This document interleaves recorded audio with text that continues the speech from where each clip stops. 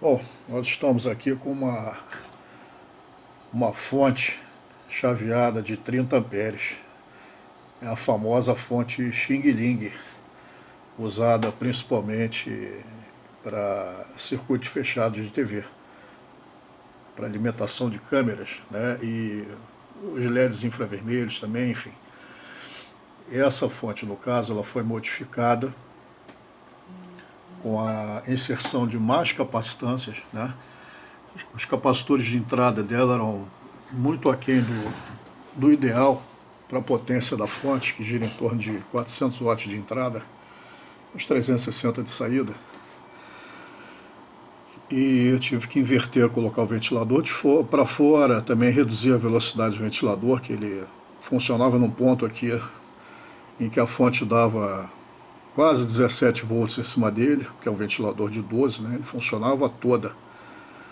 Quase a fonte saiu voando com esse ventilador. Enfim. Dotei ela de mais um filtro antiparasita na entrada. Aumentei também a capacitância de saída dela. E ela também foi dotada de um filtrinho antiparasita na saída, né? Um fio bastante grosso, cobreado, fio de cobre esmaltado, perdão. E com mais um capacitor na saída. E fizemos esse painel aqui extremamente tosco, né? Mas somente para colocar dois bornes, a chave de alimentação e um LEDzinho, testemunha. Essa fonte evidentemente não é usada aqui para rádio, né? Mas muita gente gosta de usar essa fonte. Alguns até se vangloriam, né? Pagaram 50, 60 reais numa fonte dessa, ao invés de R$ 1.000, R$ 500 numa fonte linear como essa aqui. Feita em casa, feita há cerca de 30 anos. O circuito dela foi reprojetado recentemente com componentes mais modernos. Ela é dotada de crowbar na saída, ou seja, qualquer coisa que aconteça nessa fonte, qualquer falha catastrófica, curto no driver, curto em algum dos transistores de saída, ela instantaneamente, a saída dela é curto-circuitada e o rádio ele jamais vai ver qualquer coisa além de 15 volts, 15.7 volts, que é a tensão que eu escolhi para esse crowbar aqui. Enfim, essa aqui não é dotada de nada disso. Embora as fontes chaveadas, raramente elas exibam esse problema de sobretensão na saída, com falha, né? Normalmente a fonte queima mesmo, os transistores chaveadores. Nós vamos dar uma olhadinha como acontece isso. Agora, o grande problema dessa fonte aí de 50 pratas é que ela, além de ser uma fonte de alimentação, ela é uma fonte de ruídos, né? Principalmente essa aqui, que não é feita para rádio, enfim. Por sorte, essa fonte que eu adquiri, ela veio com o filtro antiparasitas. Vamos dar uma olhadinha, eu dei uma rabiscada aqui, rápida. Resumidamente no circuito de entrada, o que seria esse filtro aqui antiparasitas? São essas duas bobininhas aqui. Na verdade, são dois enrolamentos no mesmo toroide, ou no mesmo núcleo, como queira. Então nós temos aqui essas duas bobinas, isso aqui é a linha de entrada, corrente alternada. Aqui nós temos aquele terceiro fio que é ligado na carcaça da fonte. Aqui nós temos dois capacitores, normalmente valor de 1 nanofarad por 1000 volts, cerâmicos. Isso aqui é rejeição em modo comum, ou seja, na carcaça, né? Um lado desses capacitores é ligado na própria carcaça da fonte e o outro lado em cada ramo da tensão de alimentação. Por isso aquele choquinho das fontes chaveadas, né? A gente encosta o pelo, sente. Normalmente é por causa disso aqui. Às vezes, se um capacitor desse abre, e não é incomum, a fonte dá um choque desgraçado. Quando ele exibe alguma resistência, né, E já aconteceu com um colega nosso isso, tomar lambadas aí homéricas por falha num desses capacitores, ainda mais sendo xing-ling, né? Então, uma fonte normal seria, né, se esperar, fonte de computador, AT, ATX, ela legalmente deveria exibir esse choque aqui com um capacitor poliéster, 250 a 630 volts. Esse capacitor normalmente é um valor entre 220 e 470 nanofarads. E fica nessa posição. Pois nós temos aqui o nosso NTC. Para que esse NTC? Quando a fonte está fria, ele está frio, ele exibe uma resistência mais alta, em torno de 7, 10 ohms por aí. Então, quando nós ligamos a fonte, esses capacitores estão descarregados, mas esse NTC exibe uma resistência alta. Isso minimiza aquele surto de corrente da ligação, né? Inclusive, isso é uma solução meia, né? Todas as fontes usam, 99% das fontes, todas as fontes de computadores usam isso aqui. Mas se você desligar isso aqui com esse NTC quente, ele trabalha quente para burro, depois que a fonte entra em regime. Desligar e ligar rapidamente, às vezes esse fusível aqui abre o bico, porque esse NTC está exibindo uma resistência de 1 ohm, 2 ohms, então a porretada em cima do fusível é grande, por causa da carga desses capacitores aqui. Enfim, então esse é o circuito, o aspecto desse choque aqui é esse aqui, ou esse aqui, né? Nós temos aqui como eu falei, dois enrolamentos divididos. Aqui o xing-ling aqui colocou até duas abraçadeiras de nylon, Ellerman aqui, né? Então temos um enrolamento e o outro. Aqui é a mesma coisa, é um choquezinho muito mais bem feito, né? É um núcleo EE de ferrite, com o carretel aqui específico, né, com essa divisão central, e dois enrolamentos. E ele entra aqui, mais ou menos aqui nessa posição. Seria isso aqui, né?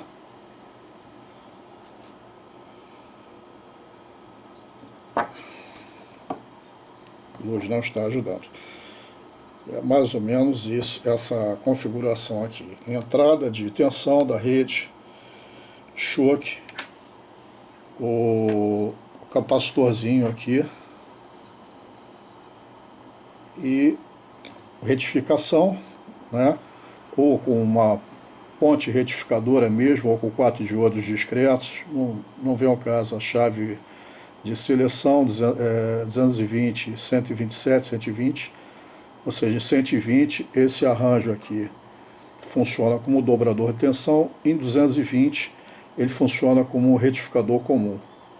Então nós temos aqui na rede de 120 volts em torno de 340 volts aqui na fonte, tá?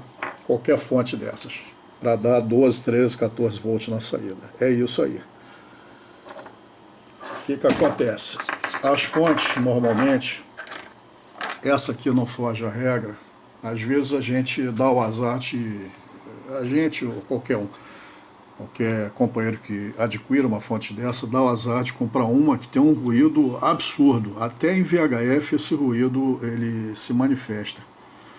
Por que isso? Porque criminosamente acontece isso aqui. Essa é uma fonte normal aí de computador, vendida como 250 watts por aí, mas na verdade ela, com boa vontade, ela é para uns 120. De olho a gente já sente isso, não é preciso ser nenhum expert, né? Conhecendo um pouquinho a gente nota mais ainda pelo dimensionamento dos componentes, enfim. Então, o que acontece? O circuito impresso, ele tem ali a previsão, né, do choque, está aqui, ó, no silkscreen. Na máscara tem aqui, e até dos dois capacitores para eliminar a interferência em modo comum, que são esses dois caras aqui, né? Mas essa aqui, o chinês até apelou para ignorância, ele capou até esses dois capacitorzinhos aqui cerâmicos, entendeu? Bem como o capacitor foi tudo embora, né? Então essa fonte, porra, ela é ligada entre a ponte retificadora e a tomada, só tem o NTC e o fusível. Tá aqui o NTC, né? Esse cara aqui, e o fusível, que é esse camarada aqui. Daqui para trás, filmar e mexer é difícil. A gente vê aqui, ó, direto, né? Entrada da fonte. Então, até em outro tipo de fonte, é uma fonte menos ruim, né? Isso aí é tudo para desmonte, para a fonte aqui que é especificada para 500 watts de entrada. Também não dá isso, mas ela é mais bem feita. Pelo menos ela tem o MJ 13009 na entrada, né? São transistores mais parrudos, tem uma capacitância de entrada maior, né? Adequada para a proposta aí dos seus 500 watts, mais ou menos adequada, né? Mas mesmo esta fonte aqui, que é um pouco melhor, o chinês capou tudo. O cara tá aqui, ó, onde deveria existir o filtro. Aqui, ó. Tem nada. Não tem o capacitor. O camarada aqui originalmente seria um conector, né? Mas o fio é soldado direto na placa. Pelo menos os dois capacitores para filtrar de modo comum estão aí. Esses dois caras aqui. NTC aqui é mais parrudo, né? Pela maior corrente de entrada da fonte. Mas ela exibe o mesmo problema. Ela não tem, aqui ó, o capacitor. Aqui, o local do capacitor aqui está vazio. Tem conector, não tem nada. E o choque que deveria existir aqui não existe, pô. Simplesmente ele ou é jampeado, ou enfim, dependendo do desenho da placa, é jampeado ou não. Isso numa fonte que é considerada boa, né? Os padrões aqui da nossa terra. Então aqui se permite vender um troço desses. A consequência, qual é a consequência?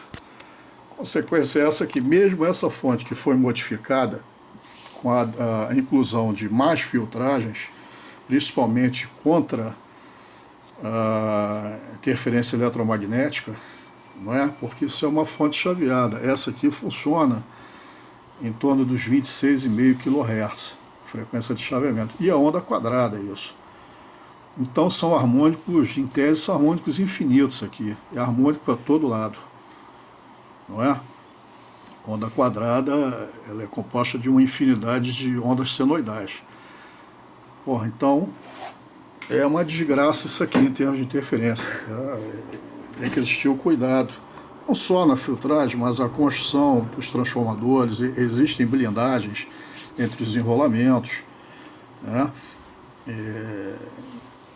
Os próprios transistores, os dissipadores, eles ficam isolados, existem acoplamentos capacitivos, enfim, uma série de coisas que provocam ou pioram esse efeito aí da interferência eletromagnética. E o que acontece? Na prática. Na prática nós vamos ver agora num teste muito simples, sem nada, sem aparelhagem nenhuma, mas dá para ilustrar bem, né? Nós estamos aqui com nosso amigo o IAESO FT450D. Nós vamos ver o que acontece. Frequência de chaveamento de 26,5 kHz. Isso foi já medido anteriormente. Mais ou menos isso, né? Não é exato porque a fonte não é um oscilador preciso, enfim, mas nós estamos aqui na banda de 160 metros. E vamos ver o que acontece aqui.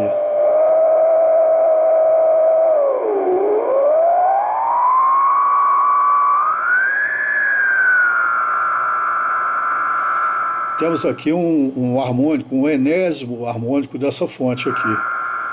Como é que eu sei que é a fonte? Simples.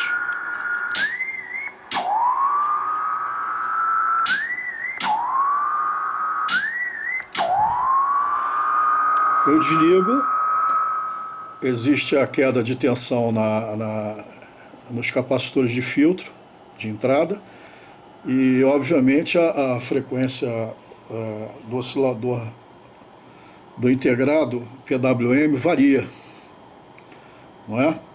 Então a gente sente que é essa fonte mesmo aqui. Ela corre.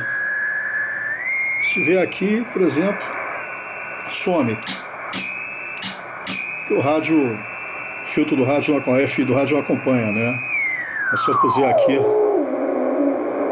um tom mais grave, eu vou acompanhando a variação a mudança de frequência do oscilador local da fonte.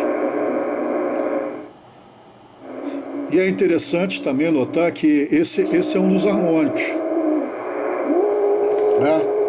Por volta aqui da frequência de 1868, 1870, né? 72, por aí. O que acontece também é aquele lance dos harmônicos, né? São N harmônicos, né? Milhares de harmônicos. Essa fonte, a cada 26,5 kHz, ela vai produzir uma interferência dessas, que nós vamos ver agora, vamos fazer o tiratema. Se eu tiver certo, a gente vai achar essa mesma portadora 26,5 kHz acima aproximadamente. Então vamos lá, que daria 1898, 96, por aí, né? Vamos lá, vamos procurar. Vê que no resto da banda o ruído é pequeno. Eu tenho S4 de ruído, claro que eu não tenho antena de 160 metros, eu estou usando uma Moxon para 10 metros, mas já serve para fazer esse teste, né? Com essa Moxon, meu nível de ruído é S3, S4. Na portadora da fonte, o negócio fica brabo. S9. O restante da faixa é silêncio. Não tem nenhum harmônico nesse meio. Agora, 26,5 kHz depois, ou seja, por volta de 1898, 96, eu devo ter outro harmônico dessa fonte. Nós vamos checar agora se isso é verdadeiro. Tá aqui.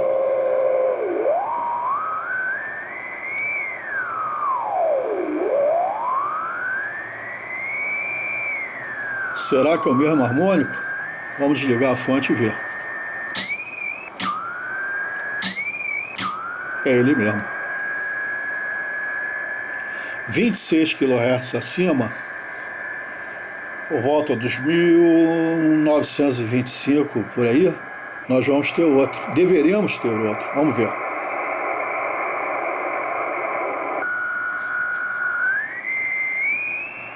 Aí. 22.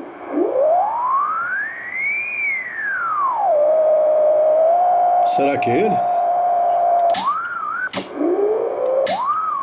É.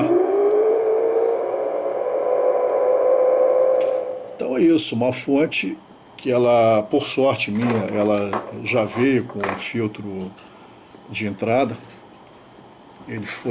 Essa filtragem foi melhorada, mas mesmo assim ela ainda exibe essa interferência violenta.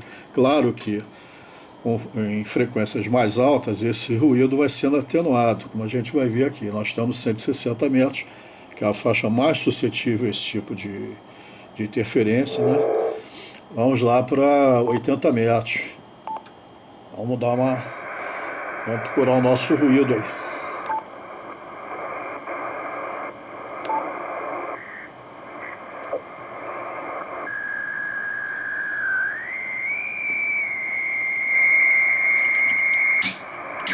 É ele aí. Tá até maior, mais alto nível.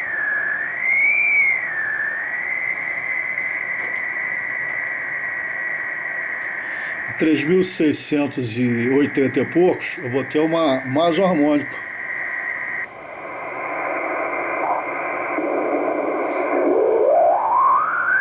Tá aí de novo.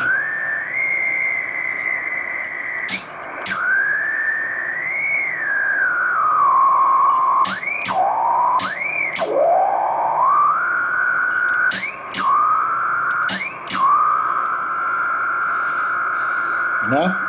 26 acima, a mesma história.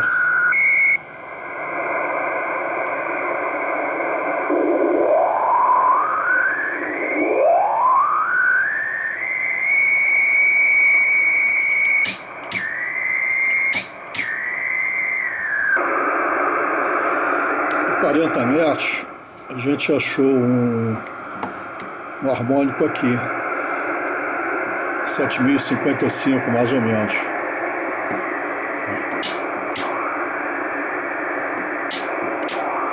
Muito mais atenuado, né?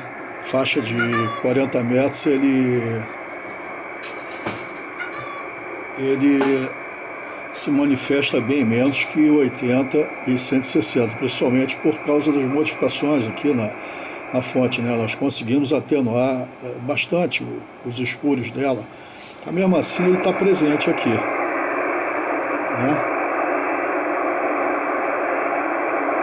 E enfim,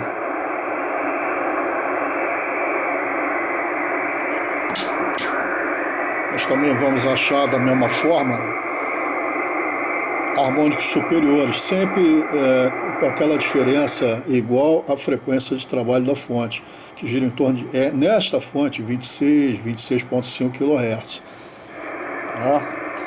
Onde daria volta de 7.080 kHz aqui.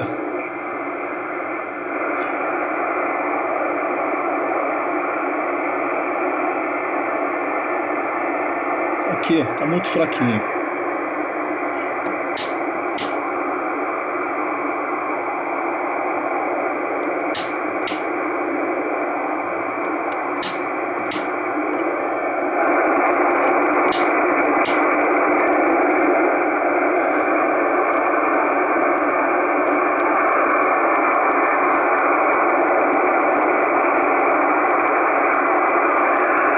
Enfim, nas bandas mais altas, por exemplo 20 metros, já não se nota aqui essa interferência.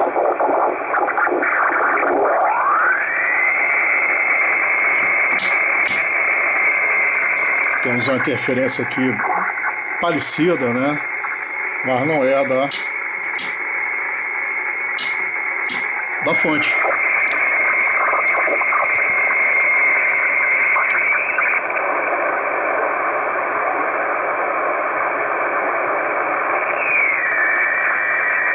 Pode ser desse LED aqui que eu estou usando, vamos ver.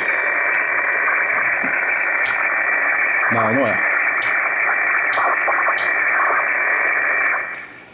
Enfim, nós temos vários, né? Os equipamentos hoje em dia, a maioria, eles são dotados de fontes chaveadas, né? E a característica principal é que de tantos em tantos kHz, a gente tem mesmo tipo de interferência, né? Esse espaço entre um harmônico e o outro, ele é sempre igual à frequência de trabalho da fonte. Então é isso, um teste muito simples, bastante grosseiro, né, vamos dizer assim, sem instrumental nenhum, mas que ilustra bem a realidade dessas fontes, né? Quer dizer, o camarada que, o colega, o companheiro que gosta do radioamadorismo, que gosta de HF, vai ficar, é difícil ele usar uma fonte desse tipo aqui, né? Principalmente essa aqui, essa fonte que não tem nenhum requisito aqui de filtragem, realmente ela não foi feita para isso. Agora, funciona, né? VHF, funciona se o camarada tiver sorte de comprar uma com esse filtro incluso, né? Ou seja, uma fonte que não tem um jumper no lugar dos filtros, ela vai funcionar, porque sem esse filtro, um colega nosso aqui já reportou interferência até na faixa de 2 metros com esse tipo de fonte. O cara ficava maluco, entendeu? A fonte não tinha nada, era igual aquelas que eu mostrei antes, jampeadas, né? Sem capacitor, sem indutor, sem coisa nenhuma. Então, essa fonte especificamente, ela está me permitindo aí o trabalho acima, né, a partir de 14 MB, a partir da faixa de 20 metros. Outras são mais ruidosas, mas, de qualquer maneira, essa fonte de 50 pratas aqui, que dá 30 amperes, né, ela dá uma corrente estúpida, ela é estável a saída dela e etc e tal, né, ela não é páreo para essa fonte aqui, que pesa mais de 20 quilos. Essa aqui até o transformador de força eu mesmo enrolei na mão. A fonte linear, velha e boa fonte linear, não tem rendimento algum. Ela joga em torno de 50% da energia fora, em forma de calor. É pesada, custa caro pra cacete, mas tem uma razão de ser, não é? Essa aqui você não tem interferência de jeito nenhum. Entendeu? Pode ter se você puser o rádio em cima dela, se o transformador não tiver blindagem adequada, aí você vai ter uma indução de ripple, né, de 60 Hz nos circuitos de áudio do teu rádio, mas essa interferência de RF ela não tem, né? Então, mais um testezinho aí para a gente, né, ter mais ou menos uma noção do que ocorre com esse tipo aqui de fonte. Um forte abraço a todos.